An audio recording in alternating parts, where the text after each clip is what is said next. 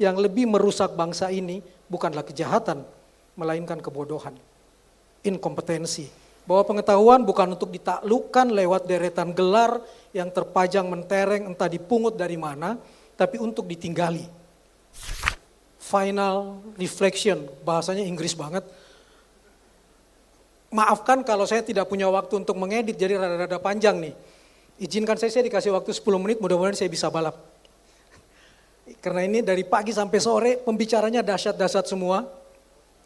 Begitu mendengar kata tempe dan melihat konten @mino_baki plus pendidikan yang disebut sebagai salah satu kunci pembeda plus ucapan tadi, money politics bukan jaminan ke depan sebagai pembelajaran. Catatan yang paling menohok hati saya hari ini adalah belajar adalah proses di mana kita menukar rasa malu kecil hari ini demi martabat yang lebih tinggi esok hari.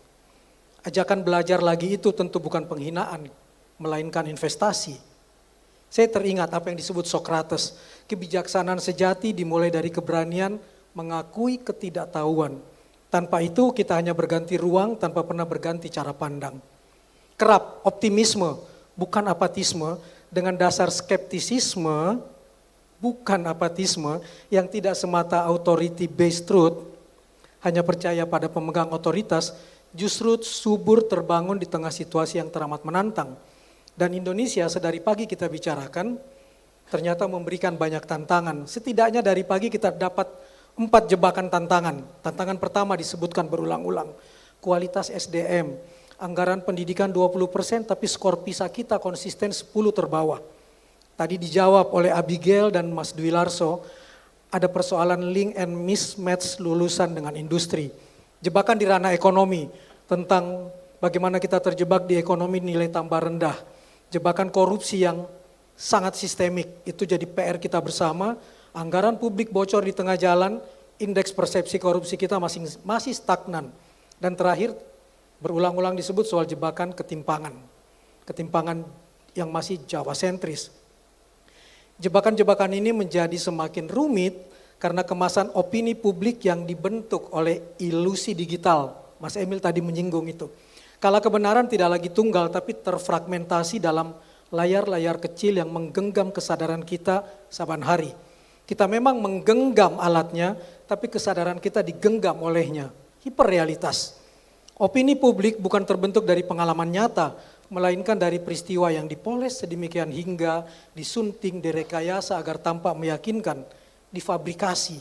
Kekuatan digital seperti menguji demokrasi dalam bentuk manipulasinya yang paling halus, yakni representasi.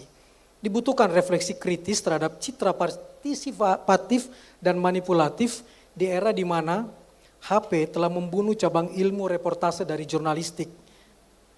Dan banyak yang terjebak dalam fabricated news. Dan karena rasa-rasanya di ruang ini saya yang paling tua, yang hidup dengan 8 presiden yang berbeda, jadi GNFI pun memaksa saya untuk menjalankan hobi orang tua, menasihati. Baiklah, semoga yang tua ini tahu diri dan menyadari betul bahwa pengetahuan yang dimiliki, yang saya miliki, hanyalah proksi, bukan tujuan. Sekaligus sadar diri bahwa kedalaman pengetahuan seseorang itu bukan urut kacang sesuai usia dan tahun kelahiran. Saya terpana pada 2 pembicara hari ini misalnya. Bahwa pengetahuan bukan untuk ditaklukkan lewat deretan gelar yang terpajang mentereng entah dipungut dari mana, tapi untuk ditinggali. Bahkan S3 itu bukan puncak karir, endgame konten, bukan. Yang harus dikejar dengan segala cara. Tapi itu baru login screen. Harus ada keberanian untuk mengakui dan optimisme bahwa sejatinya generasi muda saat ini yang mayoritas berkumpul hari ini tinimbang generasiku bisa jadi tidak punya guru tetap, tapi setiap buku yang mereka baca dan mereka pelajari, setiap diskusi yang mereka hadiri adalah guru-guru mereka. Dia mungkin tidak punya ruang belajar tetap, bisa belajar di mana saja, tapi setiap halaman di muka bumi sebagaimana halaman buku yang mereka baca adalah ruang sunyi tempat ia berziarah pada pengetahuan. Mereka, kata Abigail tadi, punya kecintaan kepada ilmu pengetahuan. Mereka yang sedari awal tahu dan sadar untuk bangsa ini, demi bangsa ini, tidak ada tempat yang terlalu kecil, tidak ada posisi yang terlalu rendah untuk menumbuhkan visi besar. Kabupaten, kota, provinsi sama saja. Pertanyaan dasarnya, dasar apa yang bisa menumbuhkan visi besar untuk menghadapi tantangan yang tersaji? Di saat di mana banyak orang berdiri di persimpangan yang sama, memilih antara kenyamanan atau prinsip, antara diam yang menguntungkan atau bersuara yang berisiko. Saya masih meyakini lebih banyak di antara mereka yang berdiri di persimpangan itu masih membangun optimisme, memiliki optimisme berbasis skeptisisme di atas kata kunci hari ini, integritas yang tak terbeli. Anak-anak sekarang tidak sekadar membaca untuk tahu, termasuk membaca tren, tapi membaca untuk hidup. Dan ketika menggoreskan pengetahuan perjalanan, capaian, prestasi, bukan untuk dipuja-puji kata Emil tadi, tapi agar pikirannya tidak membusuk di dalam kepalanya, mati sendiri tak ada gunanya bagi sesama. Pada titik tertentu, manusia menyadari bahwa pengetahuan yang mereka miliki hanyalah jembatan, bukan rumah. Tidak ada yang ingin tinggal selamanya di jembatan, semua ingin melangkah menuju tanah seberang. Di sanalah imajinasi bekerja, membangun dunia, membuka kemungkinan-kemungkinan, menghidupkan harapan-harapan termasuk menyembuhkan luka-luka. Dan di sanalah akhirnya manusia menemukan apa yang disebut merdeka. Ini saya baca betul dari penyair Benny Arnas tentang itu.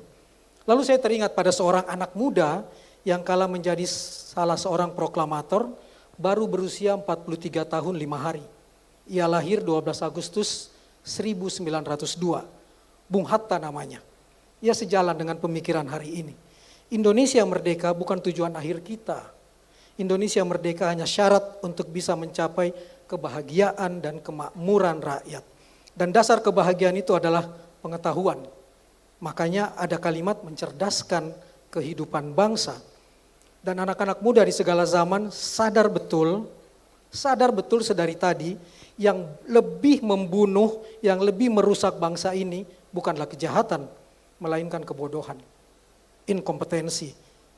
Karena mereka meyakini betul, makanya jangan bodoh, jangan mau diperbodoh, harus cerdas dan berdaya, berguna dan menyelamatkan. Itu yang membuat banyak orang tetap terjaga optimismenya melihat anak-anak muda hari ini. Tapi di titik lain ada catatan dari tadi, negara harus hadir dalam mendukung mereka menginsentifkan inovasi. Bisakah kita semua seperti itu?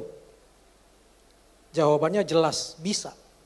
Kita bisa seperti Bung Hatta yang terlahir dengan nama Muhammad Attar. Kalau kita lihat dalam bahasa Arab, Muhammad Attar, Attar artinya adalah harum, bersih, berbudi luhur. Ia bisa meninggalkan nama baik yang tetap harum karena budi luhurnya. Caranya sederhana, kata Bung Hatta. Tulislah sejarahmu sendiri dengan tinta emasmu sendiri, padukan kepiawaian, kecerdasan sepenuh kesungguhan, mastering dengan kebermaknaan, meaning plus integritas yang tinggi. Kalau kamu benar, kamu baik, kamu bermanfaat bagi sesama, bagi orang banyak, kata Yofi, tulus membangun bangsa, maka negeri ini masih akan tetap ada. Dan karena itu pula, GNI, GNFI tidak akan pernah kehabisan konten orang-orang baik dan berita-berita baik tentang Indonesia. Terima kasih.